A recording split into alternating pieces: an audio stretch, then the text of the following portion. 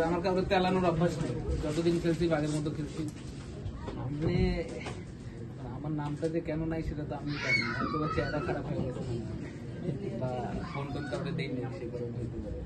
আর কি বলবো, এটা নিয়ে তো আসলে বলার কিছু নেই, এটা তো আমার হাতে নাই। যদি আমার হাতে থাকতো তাহলে আমি বলতে পারতাম, বা এটা যাদের হাতে আছে, যারা এই টিমটা করছে বা সিলেক্ট করছে, তারা হয়তো আমার বলতে পারবে।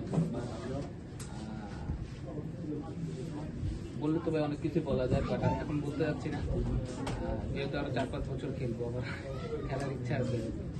এখন যদি আমি ক্রিকেট না খেলি, আপনি কেমন দেখবেন এখন বলেন?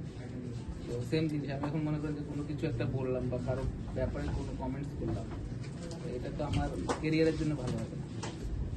তো এখন চাইলেও অনেক কিছু বলতে পারি না, বাট বলবো ইনশাল্লাহ, কোনো না কোনো সময় বলবো। আমি আগে যোগাযোগ করিনি কখনো কোনো কাজ,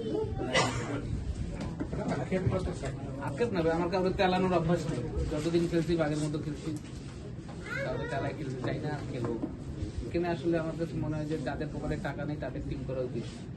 জানি না এদেরকে কি চিন্তা করে টিম দেয়, কারণ এটা তো শুধু বাংলাদেশের